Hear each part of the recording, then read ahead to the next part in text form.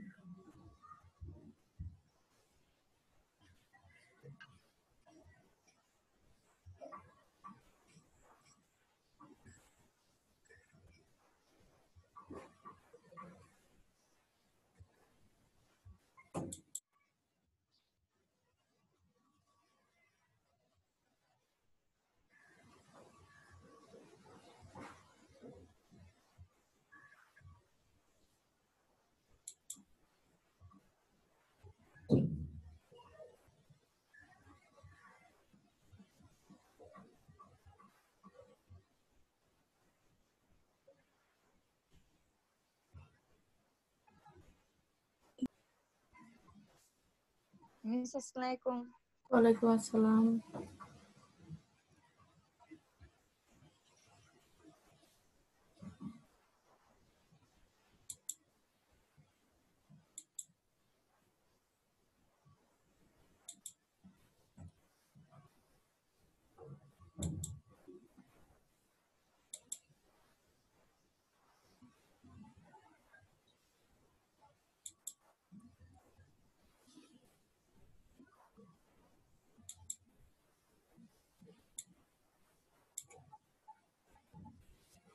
আচ্ছা, স্ক্রিন দেখা যাচ্ছে? সবাই দেখতে পাচ্ছ? জি মিস। ওকে, ধন্যবাদ। আচ্ছা, আজকে আমরা চতুর্থ অধ্যায় অর্থাৎ রাসায়নিক পরিবর্তন এই অধ্যায় নিয়ে আলোচনা করব।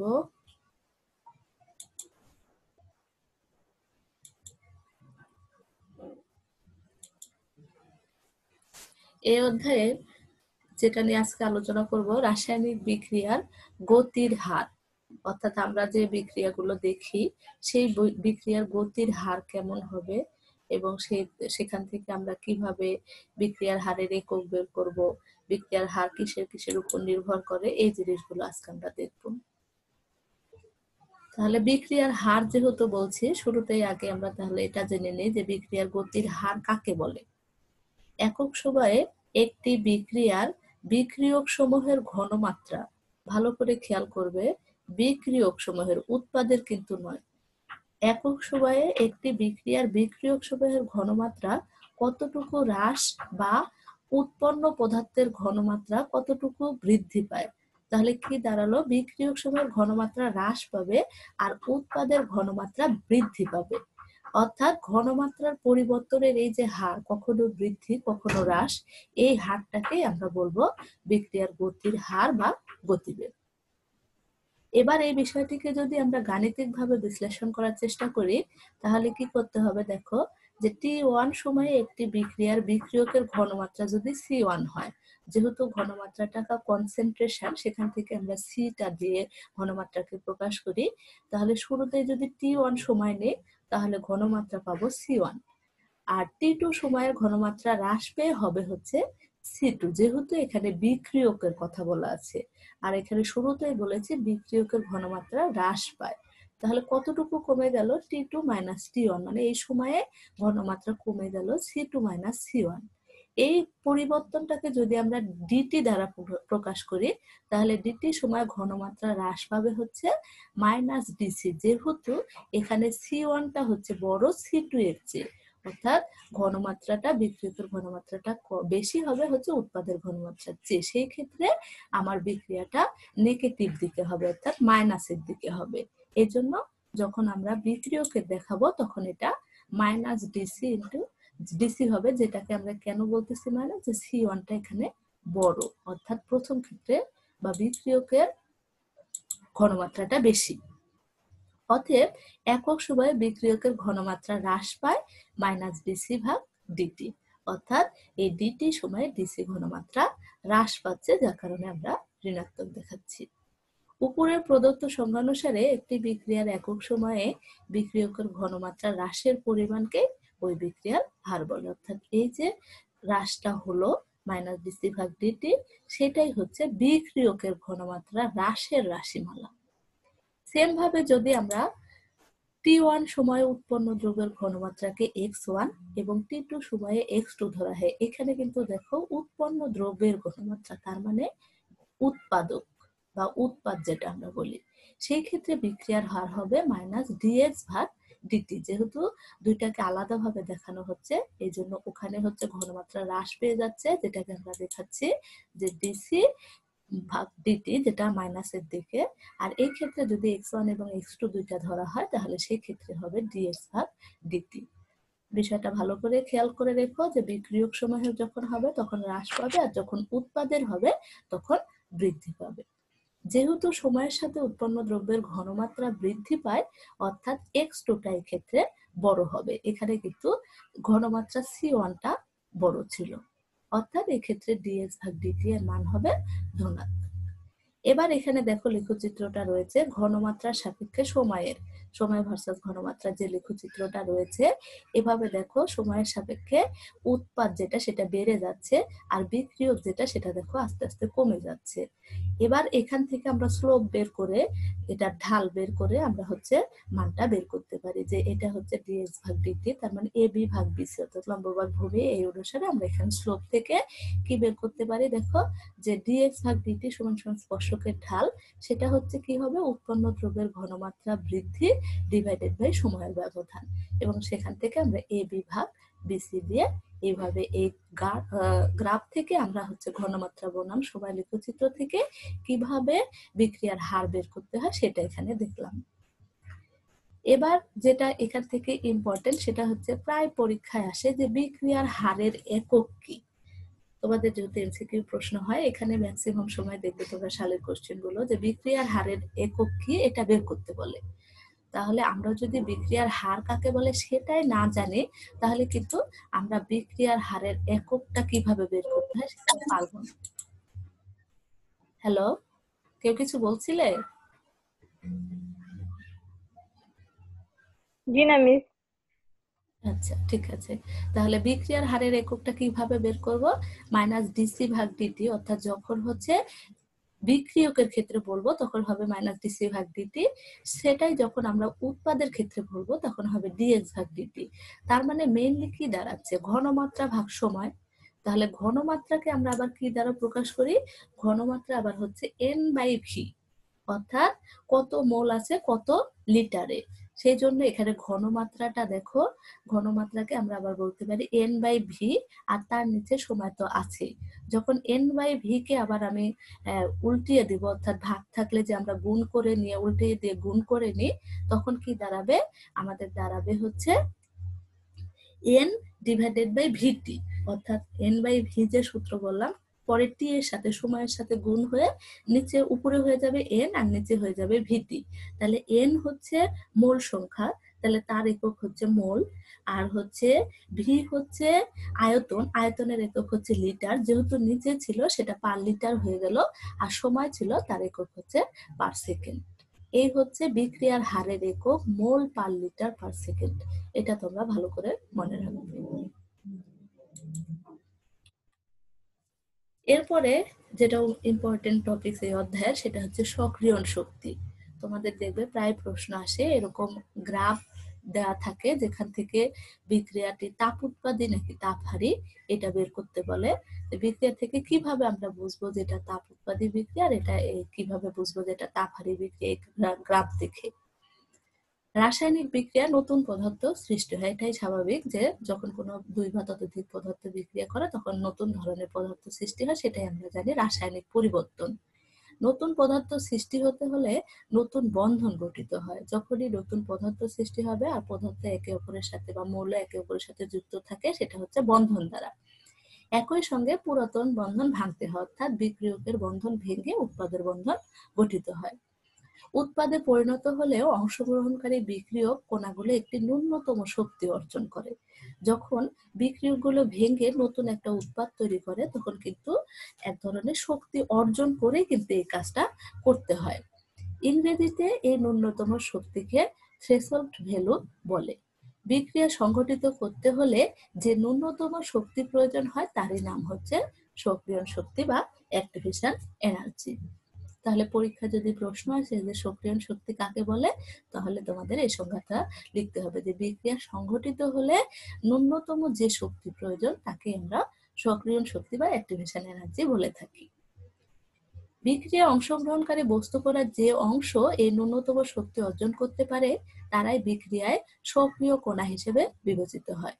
ন্যূনতম শক্তিমাত্রার কণাগুলো বিক্রিয়ক এবং উৎপাদের মধ্যবর্তী একটি অস্থায়ী জটিল অবস্থার অবস্থান করে, অর্থাৎ এর মাঝে আরেকটা অস্থায়ী অবস্থার সৃষ্টি হয় যেটা দেখা যায় না বললেই চলে, কিন্তু বিক্রিয়ার মাঝে একটা অস্থায়ী বা কমপ্লেক্স যৌগ গঠন করে শেষে আমরা উৎপাদটা পাই, কিন্তু সেই কমপ্লেক্স যৌগটা স্থায়িত্ব এত বেশি কম হয় যার কারণে এটা দেখানো হয় না, এই জন্যই বলা হয়েছে যে অস্থায়ী জটিল, অর্থাৎ এটা খুবই জটিল একটা আকৃতি গঠন করে। এবার প্রারম্ভিক অবস্থায় বিক্রিয়ক কণার গড় গতিশক্তি যদি ইএ হয় আর অস্থায়ী জটিল অবস্থায় বস্তুর কণার গড় গতিশক্তি যদি ইএক্স দ্বারা প্রকাশ করি, তাহলে এই যে পার্থক্যটা হচ্ছে ইএক্স মাইনাস ইএ, এটাই হচ্ছে সক্রিয়ণ শক্তি। তাহলে সক্রিয়ণ শক্তিটা টোটালি যদি আমরা বিক্রিয়ায় দেখি, বিক্রিয়াটা ভালো করে মানে গ্রাফটাকে ভালো করে খেয়াল করবে যে এদিকে যদি আমরা শক্তি নিই আর এদিকে বিক্রিয়ার ধারা নিই, তাহলে কি দাঁড়াচ্ছে দেখো যে বিক্রিয়ক কি হচ্ছে উৎপাদে ফিরে আসছে যখন এই যে মাঝের যে স্টেপটা দেখা হয়েছে বিক্রিয়ক থেকে এই উৎপাদে আসতে এইখান থেকে শুরু করে এইটার যে দূরত্বটা বা এটার যে শক্তিটা দরকার হয় সেটাকেই বলা হয় সক্রিয়ণ শক্তি।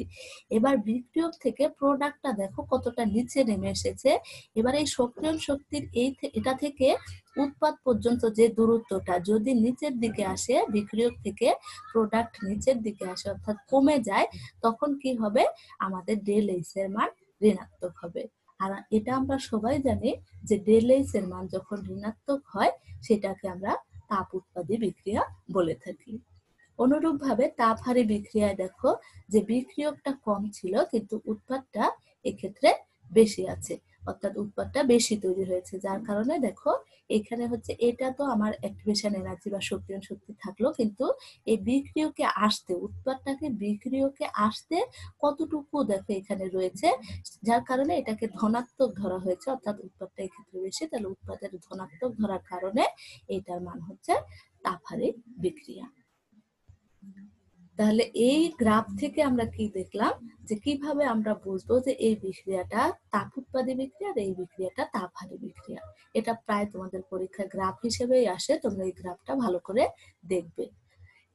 যেসব বিক্রিয়ায় বিক্রিয়কের শক্তি ইএ উৎপন্ন দ্রব্যের শক্তি ইবি এর চেয়ে বেশি হয় সেসব ক্ষেত্রে অতিরিক্ত শক্তি নির্গত হয়, যেটা দেখো এখানে কয়ে দেখিয়েছে। এ ধরনের বিক্রিয়াকে তাপ উৎপাদী বিক্রিয়া বলে। আর যদি বিক্রিয়কের শক্তি উৎপাদের শক্তির চেয়ে কম হয় তবে বিক্রিয়ার তাপ শোষিত হয়। এসব বিক্রিয়াকে তাপহারী বিক্রিয়া বলে।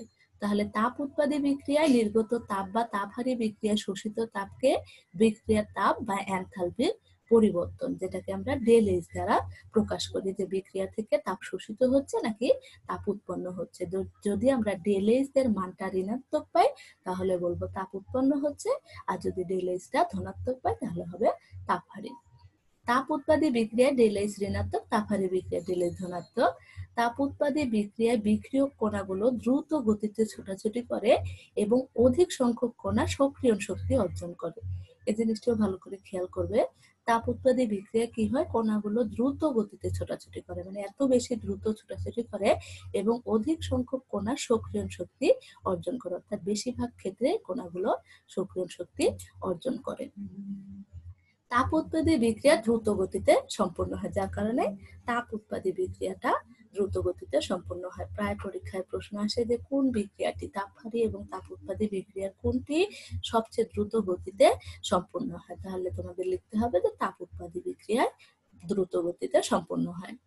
অপরপক্ষে তাপহারী বিক্রিয়ায় বস্তুকণার প্রারম্ভিক শক্তি উৎপাদের শক্তির চেয়ে কম হয়, অর্থাৎ এটা কম হয় এর চেয়ে, ফলে বিক্রিয়া সম্পাদিত হওয়ার জন্য কিছু পরিমাণ শক্তি শোষিত হয়, অর্থাৎ শোষণ করে নিয়ে কাজ করতে হয়। তাই স্বাভাবিক নিয়মে তাপমাত্রা কমে যায় এবং বস্তুকণার গতিশক্তিও কম থাকে। এ জাতীয় বিক্রিয়ার হার তুলনামূলকভাবে কম হয়, অর্থাৎ তাপহারী বিক্রিয়ার হার তুলনামূলক কম। এবার এই যে বললাম যে প্রশ্ন আসে, দেখো এটা হচ্ছে একটা বিভব শক্তি বা শক্তি ভার্সাস বিক্রিয়ার যে ধারা বা বিক্রিয়ার গতি বা বিক্রিয়ার অগ্রগতি, সেটার একটা চিত্র দেওয়া রয়েছে। এই যে বলা হয়েছিল যে অস্থায়ী জটিল যৌগ গঠন করে, এইটা হচ্ছে সেটা অস্থায়ী জটিল যৌগ। এটাকে ডট ডট দিয়ে এইভাবে দেখানো হয় যে এটা বিক্রিয়ার মাঝখানে এই প্রোডাক্টটা তৈরি হয়, কিন্তু খুবই অল্প সময়ের জন্য।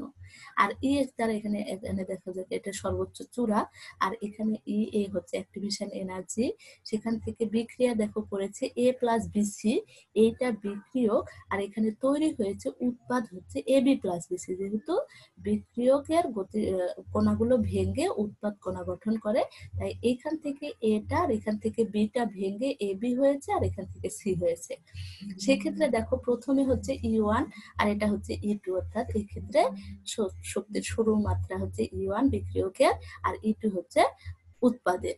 এখন এখানে দেখো দেওয়া রয়েছে 20, 40, 60 এরকম করে দেওয়া আছে। এই ক্ষেত্রে এখন বলছে উপরের উদ্দীপকের লেখচিত্র থেকে সংশ্লিষ্ট বিক্রিয়ার সক্রিয়ণ শক্তি কত হবে আর বিক্রিয়ার তাপ কত হবে সেটা বের করতে বলা হয়েছে। তাহলে সক্রিয়ণ শক্তি আমরা কি জানি, ইএ সমান সমান ইএক্স মাইনাস ই1, যেহেতু এখানে ইএক্স দেওয়া রয়েছে এবং ই1 দেওয়া রয়েছে, যখন যেভাবে দেওয়া থাকবে যে বস্তু কণার ক্ষেত্রে সেইভাবে আমাদের বের করতে হবে। তাহলে এইখানে ই1 বোঝাচ্ছে, দেখো এখানে সেখানে বিক্রিয়ার শক্তি আছে হচ্ছে 20, আর ইএক্স যেটা ইএক্স সর্বোচ্চ, দেখো এখানে হচ্ছে এটা হচ্ছে 100, কিন্তু দেখো এটা কিন্তু 100 নয়, 100 থেকে একটু নিচে।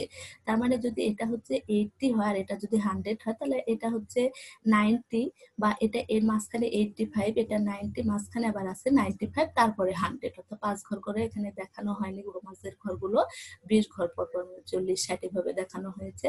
তাহলে এই বাজার ঘরটা অর্থাৎ এই অ্যাক্টিভেশন এনার্জিটা দেখো, এটার ইএক্সটা হচ্ছে আমার 95। তাহলে সক্রিয়ণ শক্তি আমরা কিভাবে বের করব, ইএক্স থেকে যখন ই1 বাদ দিব তখন আমরা এটা পাবো। তাহলে ইএক্স এখানে হচ্ছে 95, আর ই1 এখানে দেখো অ্যারো দিয়ে দেখানো হয়েছে, ই1 কিন্তু এইটা নয়, ই1 হচ্ছে অ্যারো চিহ্ন দিয়ে দেখো নিচের দিকে দেখানো হয়েছে, মানে হচ্ছে 20 থেকে বিক্রিয়াটা শুরু হয়েছে। তাহলে 95 মাইনাস 20 75। সেম ভাবে আমরা যদি ডেল এইচটা বের করি তাহলে ডেল এইচ কি হবে, ই2 মাইনাস ই1। তাহলে ই2 মাইনাস ই1, ই2 কত দেওয়া রয়েছে দেখো, ই2টা এই পজিশনে, তার মানে এখানে ধরো হচ্ছে এটা 0 আর এটা 20, তার মানে এটা হচ্ছে 10 ধরা হয়েছে। আর ই1 তো এখানে আগেই আমরা বের করে রেখেছি, সেটা হচ্ছে 20। যেহেতু এখানে মাইনাস উৎপন্ন হয়েছে তাহলে এই বিক্রিয়াটি হচ্ছে তাপ উৎপাদী বিক্রিয়া। এইভাবে যে কোনো চিত্র থেকে কিভাবে সক্রিয়ণ শক্তি এবং বিক্রিয়ার তাপ নির্ণয় করতে পারি সেটা দেখলাম। আশা করি তোমরা বুঝতে পেরেছো। যদি কারো কোনো কোশ্চেন থাকে জিজ্ঞেস করতে পারো।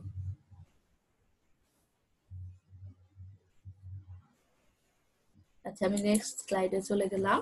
এরপরে হচ্ছে বিক্রিয়ার হারের উপর প্রভাব বিস্তারকারী নিয়ামক সমূহ, অর্থাৎ এই যে বিক্রিয়ার হার এতক্ষণ দেখলাম, এর উপরে প্রভাব বিস্তারকারী নিয়ামক, অর্থাৎ যেগুলো পরিবর্তন করতে সাহায্য করে, এরকম নিয়ামক কি কি আছে।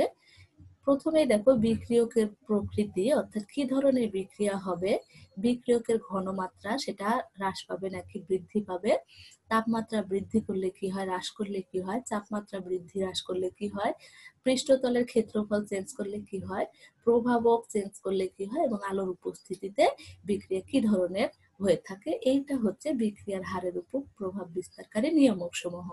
তাহলে 2 এর জন্য অনেক সময় প্রশ্ন আসে ক্ষয়ে যে প্রভাব বিস্তারকারী নিয়ামক সমূহ কি কি, তাহলে এই নামগুলো লিখতে হবে। আর এখানে যে বিক্রিয়কগুলোর প্রভাব বিস্তারকারী প্রভাবক সমূহ, এগুলোর প্রভাব হচ্ছে, দেখো হচ্ছে ডিটেলস লেখা আছে, এগুলো এখানে আমি তেমন ভাবে আলোচনা করব না, কিন্তু তোমরা এগুলো অবশ্যই পড়ে নেবে। এটা তোমাদের যারা কবিরের বই পড়ো, কবিরের বইয়ে নেই, বা অন্য একটা রাইটারের বই থেকে এটা নেওয়া, এখানে এই জিনিসটা ভালো করে ছিল, তোমাদের বইয়ে ডিটেলস ওইভাবে লেখা নেই, এই জন্য অন্য বই থেকে লিখেছি বা ছবি তুলে নিয়েছি। তোমরা এটা এখান থেকে ভালো করে পড়ে নিবে যে এটা বিক্রিয়কের প্রকৃতি কেমন হয়। এখানে দেখো চিনির সাথে পানি বিক্রিয়া করলে বিক্রিয়ার হার হচ্ছে কম হয়, এগুলো মান হচ্ছে সবগুলো পরীক্ষিত, বিজ্ঞানীরা বিভিন্ন পরীক্ষা নিরীক্ষা দ্বারা প্রমাণ করে এগুলো দিয়েছেন। আর সেম ভাবে মিথাইল অ্যাসিডের সাথে যখন আবার পানি বিক্রিয়া করে তখন অ্যাসিটিক অ্যাসিড তৈরি হবে, মিথানল তৈরি হবে, সেই ক্ষেত্রে হার হচ্ছে বেশি হবে। অর্থাৎ বিক্রিয়কের প্রকৃতি কি হলে কি চেঞ্জটা হচ্ছে, বিক্রিয়ার হার কোথায় কম হচ্ছে কোথায় বেশি হচ্ছে, এটার ব্যাখ্যা এখানে দেওয়া রয়েছে। অনুরূপভাবে বিক্রিয়কের ঘনমাত্রা বৃদ্ধি বা হ্রাস করলে কি হয় সেটাও দেওয়া রয়েছে, তাপমাত্রা বৃদ্ধি বা হ্রাস করলে কি হয় সেটা এখানে দেওয়া রয়েছে। এগুলো তোমরা পড়ে নিবে। এটা কোন বই ম্যাম? এটা হচ্ছে তোমাদের এটা অনেক আগের বই, বুঝছো, যার কারণে আমি এখানে পেজটা দিয়েছি, তোমরা এই পেজটা এখান থেকে পড়ে নিলেই হবে। এটা অনেক আগের বই, এই বইটা তোমরা এখন আর পাবে না, এই ইয়ারের বই, আহসানুল কবিরেরই বই, কিন্তু অনেক আগের বই। তোমরা এখান থেকে এটা দেখে নিলেই হবে বা স্ক্রিনশট দিয়ে তোমরা পড়ে নেবে। এবার এখানে দেখো 3টা কারণের কথা আমি এখানে আলোচনা করেছি, আর বাকি যে কারণগুলো রয়েছে এগুলো নিয়ে আমরা পরবর্তীতে ডিটেলস আলোচনা করব জন্য এখানে আর এটা ইনক্লুড করি নাই। 7টা যে প্রভাব বিস্তারকারী নিয়ামক সমূহ আছে, 3টার আলোচনা এখানে দেওয়া রয়েছে। আর পরবর্তী যে আলোচনাগুলো আমি সংক্ষেপে শুধু একটু বলছি, তোমরা একটু মনোযোগ দিয়ে শোনো। বিক্রিয়ার হারের উপর তাপমাত্রার প্রভাব কেমন হবে, তাপমাত্রা এখানে দেওয়া রয়েছে, চাপের প্রভাবটা কেমন হবে সেটা হচ্ছে বেশ কিছু সমীকরণের মাধ্যমে প্রকাশ করা হয়, যেগুলো আমরা ডিটেলস আলোচনা করব। বা আমরা যে এর আগে যখন ভিডিও ক্লাস নেওয়া হতো তখন যারা ক্লাস করেছে তারা দেখে থাকবে যে আমি কেপি কেসি ইত্যাদি রাশিমালা পড়িয়েছিলাম। এটাই হচ্ছে বিক্রিয়ার হারের উপর চাপের প্রভাব, অর্থাৎ বিক্রিয়া কেপি হলে কেমন হবে, কেসি ইত্যাদি যে চাপের বিভিন্ন সূত্রগুলো পড়িয়েছে ওগুলোই হচ্ছে চাপের প্রভাবের আলোচনা। এরপরে হচ্ছে বিক্রিয়ায় যে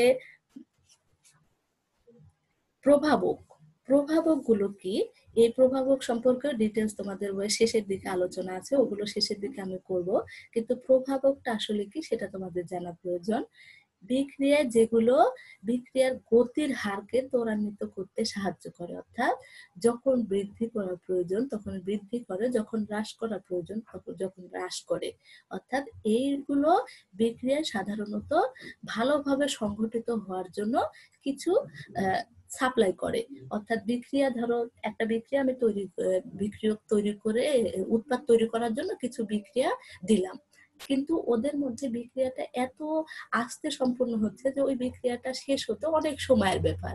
তো অনেক সময় ধরে যখন কোনো পরীক্ষা করা হয় তখন কিন্তু ওই জিনিসটার প্রতি অতটা আগ্রহ থাকে না, যার কারণে কি হয় বিক্রিয়কটা যেন তাড়াতাড়ি সম্পূর্ণ হয় এবং ভালোভাবে সম্পূর্ণ হয়, সেজন্য কিছু প্রভাবক দেওয়া হয়। অর্থাৎ প্রভাবক হচ্ছে বিক্রিয়ার গতির হারকে ত্বরান্বিত করে। তাহলে কি দাঁড়ালো, বিক্রিয়ার প্রভাবক হচ্ছে বিক্রিয়ার হারকে বৃদ্ধিও করতে পারে, হ্রাসও করতে পারে। যেমন ধরো একটা যদি আমি বলি, ম্যাঙ্গানিজ ডাইঅক্সাইড মিশ্রিত পটাশিয়াম ক্লোরাইডকে, পটাশিয়াম ক্লোরাইড হচ্ছে KClO3, এটাতে যদি আমি ম্যাঙ্গানিজ ডাইঅক্সাইড প্রভাবক দিই তাহলে কি হবে, দ্রুত হারে অক্সিজেন নির্গত হবে, অর্থাৎ এই পটাশিয়াম ক্লোরেটটা ভেঙে খুব দ্রুত অক্সিজেনে রূপান্তর হবে। কিন্তু যদি আমি এই ক্ষেত্রে ম্যাঙ্গানিজ ডাইঅক্সাইড প্রভাবকটা না দিই, তাহলে বিক্রিয়াটা আস্তে আস্তে সম্পূর্ণ হবে। তাহলে বিক্রিয়া যেহেতু আস্তে সম্পূর্ণ হচ্ছে, তাই জন্য বিক্রিয়ার গতিটাকে বাড়িয়ে দেওয়ার জন্যই আমরা এই প্রভাবকগুলো ব্যবহার করছি। প্রভাবক ম্যাক্সিমাম ক্ষেত্রেই ভালো, কিছু কিছু প্রভাবক আছে যেগুলো বিক্রিয়ায় খারাপ প্রভাবক ফেলে, যেমন হচ্ছে আর্সেনিক। এই আর্সেনিক গুলো কি করে, বিক্রিয়ার গতির হারকে বৃদ্ধি না করে বিক্রিয়ার গতির হারকে কমিয়ে দেয়, যার কারণে যে বিক্রিয়াগুলো উৎপাদ বেশি পাওয়ার কথা সেই বিক্রিয়ায় বিক্রিয়ক ফিরে আসে। কিন্তু ব্যবসার মূল উদ্দেশ্য কি, আমার উৎপাদটা বেশি হতে হবে। বিক্রিয়কের যে প্রোডাক্ট যদি আমার বেশি না হয়, তাহলে কিন্তু ব্যবসার মূল উদ্দেশ্য পূরণ হবে না। যার কারণে বিক্রিয়া যেন গতি বৃদ্ধি পায়, সেই জন্য যে প্রভাবকগুলো দরকার সেগুলোই ব্যবহার করতে হয়। আর সবশেষে যেটা রয়েছে আলোর উপস্থিতি। আমরা সবাই জানি যে আলো হচ্ছে এক প্রকার শক্তি, তাই আলোর প্রভাবে অনেক রাসায়নিক বিক্রিয়া সংঘটিত হয়। আলোর প্রভাবে যেসব বিক্রিয়া ঘটে তাদেরকে ফটোকেমিক্যাল রিঅ্যাকশন বা চালক রাসায়নিক বিক্রিয়া বলা হয়। এসব ক্ষেত্রে আলোর প্রভাবে বিক্রিয়ক পদার্থের বন্ধন ভেঙে গিয়ে পরমাণু বা ফ্রি রেডিক্যাল উৎপন্ন হয় এবং বিক্রিয়া চলতে থাকে। যেমন ধরো, ক্লোরিনটা ভেঙে কিসের উপস্থিতিতে ভাঙবে, দেখো আলোর উপস্থিতিতে, অর্থাৎ সূর্যের আলো বা এইচ নিউ বা ফোটন যেটা আমরা বলি, সেটার উপস্থিতিতে ভেঙে ক্লোরিন ফ্রি রেডিক্যাল তৈরি করবে। সেম ভাবে হাইড্রোক্লোরিক অ্যাসিডটা ভেঙে হাইড্রোজেন ফ্রি রেডিক্যাল এবং ক্লোরিন ফ্রি রেডিক্যাল তৈরি করবে, অর্থাৎ আলোর উপস্থিতিতে এই বিক্রিয়াগুলো ভেঙে ফ্রি রেডিক্যাল তৈরি করে, অর্থাৎ ফ্রি হয়ে যায়। এগুলো হচ্ছে বিক্রিয়ার হারের উপর প্রভাব বিস্তারকারী নিয়ামক সমূহ। এবার যেটা আমার আলোচনার বিষয়, বিক্রিয়ার আণবিকত্ব এবং ক্রমের মধ্যে পার্থক্য। এটা এখানে দেখানোর কারণ হচ্ছে, আমি নেক্সট যেদিন পড়াবো সেখানে কিছু বিক্রিয়ার ক্রম নিয়ে আলোচনা করব। শূন্য ক্রম বিক্রিয়া, প্রথম ক্রম বিক্রিয়া, দ্বিতীয় ক্রম বিক্রিয়া, বিক্রিয়ার কিছু ব্যতিক্রম দিক রয়েছে, কখন আমরা শূন্য ক্রম বলবো, কখন প্রথম ক্রম বলবো, কখন দ্বিতীয় ক্রম বলবো, এগুলো নিয়ে ডিটেলস নিয়ে আলোচনা করব। তাই জন্য এই পার্থক্যটা আমি এখানে দিয়েছি। যদিও এটার সংজ্ঞা হিসেবে আগে আলোচনা করার দরকার ছিল, কিন্তু যেহেতু সংজ্ঞাতে শুধুমাত্র আমরা সংজ্ঞা বা উদাহরণ সম্পর্কে জানবো, কিন্তু পার্থক্য যখন দেখব তখন কিন্তু ওই বিক্রিয়ার আণবিকত্ব এবং বিক্রিয়ার ক্রম সম্পর্কে ডিটেলসটাই এখানে পার্থক্য হিসেবে লেখা হয়েছে। তাই আমি পার্থক্যটাই তোমাদের এখানে দিচ্ছি। এটাও তোমাদের বইয়ে নেই, এটাও অনেক আগের একটা বই থেকে নেওয়া। এটা তোমরা স্ক্রিনশট নিয়ে এই পার্থক্যটা তোমরা বুঝে বুঝে পড়ে ফেলবে, কারণ অনেক সময় পরীক্ষায় প্রশ্ন আসে যে এদের মধ্যে পার্থক্যটা কোথায়। তাহলে পার্থক্যটা কোথায় আমরা এবার দেখি। কোন রাসায়নিক বিক্রিয়ার সমীকরণ মতে বিক্রিয়াটিতে যতটি বিক্রিয়ক অণু, পরমাণু বা আয়ন অংশ নেয় তার মোট সংখ্যাকে ওই বিক্রিয়ার আণবিকত্ব বলে। অর্থাৎ দেখো, এখানে হচ্ছে 1 মোল হাইড্রোজেন 1 মোল আয়োডিন বিক্রিয়া করে 2 মোল হাইড্রোজেন আয়োডাইড উৎপন্ন করেছে। তাহলে আমি কি বললাম, যে বিক্রিয়ায় বিক্রিয়ক অণু, পরমাণু বা আয়ন অংশ নেয় তার মোট সংখ্যাকে। তাহলে বিক্রিয়ক এখানে 1 মোল, এখানে 1 মোল, তাহলে 2 মোল, তাই জন্য এটাকে বলা হয় দ্বিআণবিক বিক্রিয়া। এইখানে আবার দেখো 2 মোল নাইট্রিক অক্সাইড আর 1 মোল হচ্ছে অক্সিজেন, তার মানে 3 মোল, তাই জন্য এটাকে ত্রিআণবিক বিক্রিয়া বলে। তোমরা কিন্তু খেয়াল রাখবে যে বিক্রিয়কে, উৎপাদে কিন্তু নয়। বিক্রিয়ক থেকে তোমরা বলতে হবে যে কোনটা একাণবিক বিক্রিয়া, কোনটা দ্বিআণবিক বিক্রিয়া, কোনটা ত্রিআণবিক বিক্রিয়া। আর অন্যদিকে বিক্রিয়ার ক্রম হচ্ছে কোন বিক্রিয়ার পরীক্ষালব্ধ গতিবেগ বিক্রিয়কের যেসব মোলার ঘনমাত্রা সমানুপাতিক তাদের ঘাতের সমষ্টিকে ওই বিক্রিয়ার ক্রম বলে। তাহলে বিক্রিয়ার ক্রমের সমীকরণ হলো, আমরা দেখলাম যেটাতে হ্রাস পায় -dc/dt, সেটা হচ্ছে KCN।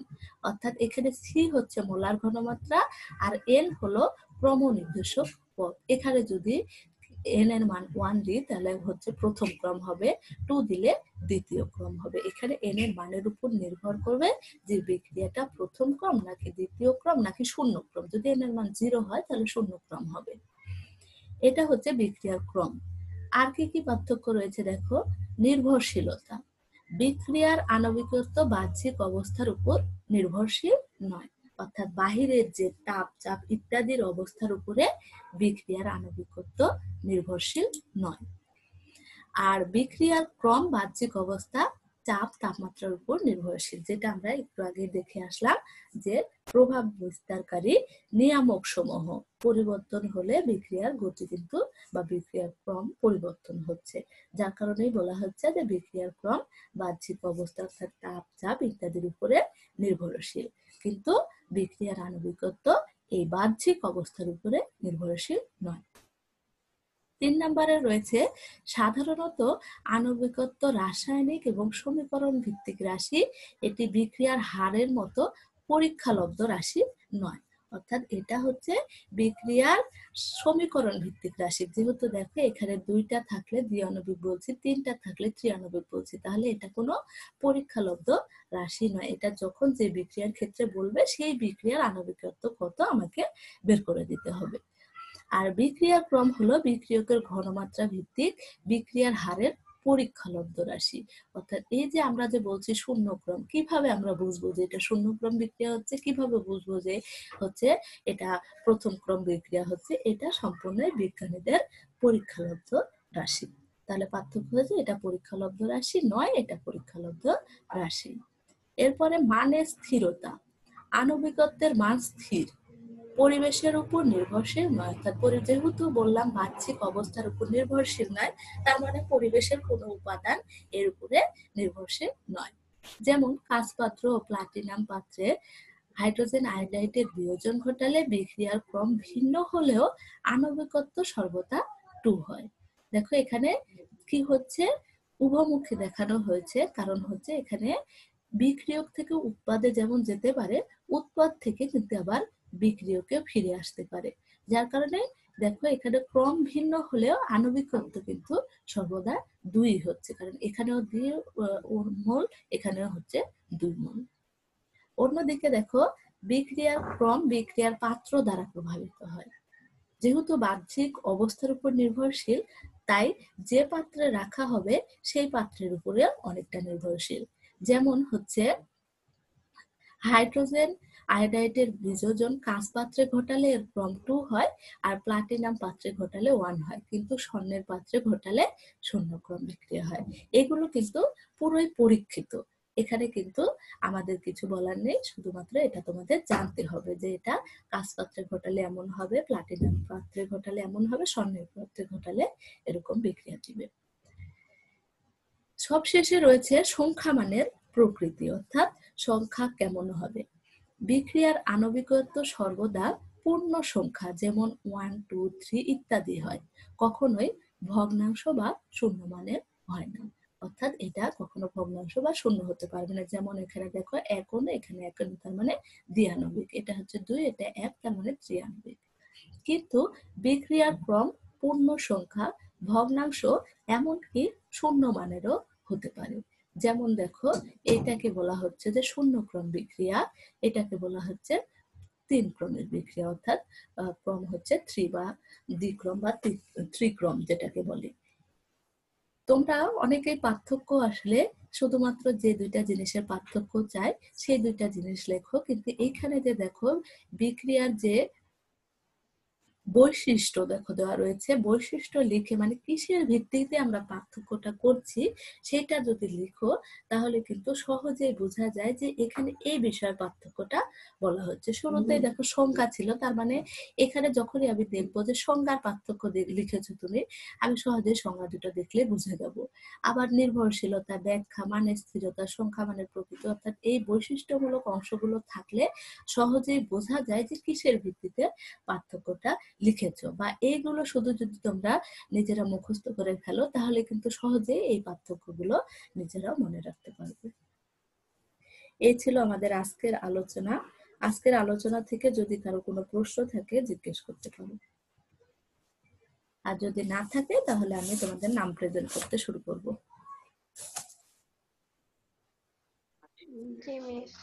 আচ্ছা ম্যাম, বিক্রিয়ার ক্রম কিভাবে বুঝবো, কার কত কি? বিক্রিয়ার ক্রম আমরা কিভাবে বুঝবো, ওই যে বিক্রিয়ার ক্রম বললাম না যে এটা হচ্ছে পরীক্ষালব্ধ রাশি, এটা তোমাকে দেখে বুঝতে হবে। আর আরেকটা জিনিস হচ্ছে এন এর মান দেখে আমরা মাইনাস ডিসি ভাগ ডিটি সমান সমান লিখলাম কি কে সি এন, এনটা হচ্ছে পাওয়ার, তাহলে K C to the power N, N এর মান যখন 0 হবে তখন শূন্য ক্রম, এন এর মান যখন 1 হবে তখন দ্বিআণবিক, এন এর মান যখন 2 হবে তাহলে দ্বিতীয় ক্রম, এভাবে। ঠিক আছে, তারপরে এটা ডিটেলস আমি আবার পড়াবো, তোমরা ওখানে আরো ভালো করে বুঝবে যে কখন আমরা শূন্যক্রম বিক্রিয়া বলছি, কখন দ্বিক্রম বিক্রিয়া বা কখন প্রথম ক্রম বিক্রিয়া বলতেছি, দ্বিতীয় ক্রম প্রথম ক্রম, এগুলো আমি আবার ডিটেলস পড়াবো, তখন ওখানে আবার বুঝে নিন। আচ্ছা, আমি প্রেজেন্ট করতেছি 1 থেকে 10-এর মধ্যে, 301 থেকে 10-এর মধ্যে কে কে আছো? মিস 305। 305, মিস 302 302, তারপর মিস 303 303। আচ্ছা, তারপরে হচ্ছে 11 থেকে 20-এর মধ্যে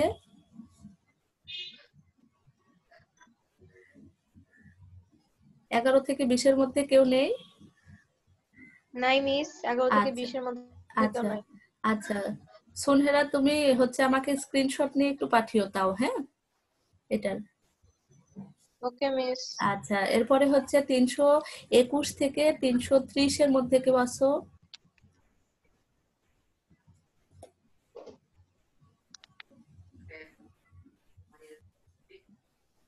321 থেকে 30-এর মধ্যেও কেউ নেই। 331 থেকে 40, ম্যাডাম মিস 339। 339, তারপর ম্যাম 335 335, 334। আচ্ছা, তারপর মিস 329 আছে তো, কিন্তু কোনো অ্যানসার দিচ্ছে না। আচ্ছা 329, আচ্ছা দিলাম আমি। আচ্ছা, এরপরে হচ্ছে 341 থেকে 350, 341 থেকে 350 কেউ নেই। আচ্ছা, 351 থেকে 360, মিস 358 358, 360, 361 361। 361 यस আচ্ছা, 364 364, 365 365, তারপর আচ্ছা 365 পর্যন্ত হয়েছে। তারপর 65 থেকে 80-এর মধ্যে কে কে আছে বলো? मिस 377 377, তারপর মিস 375। 375। আচ্ছা, 80-এর উপরে কে কে আছে? 80 থেকে 400-এর মধ্যে কে কে আছো? মিস 385। 385, তারপরে 381 381, তারপর মিস 393 393, তারপর আচ্ছা 400 থেকে 413-এর মধ্যে কে কে আছো? 13-14-এর মধ্যে? ম্যাম 409। 409, তারপর এই কয়জন হলো? 1 2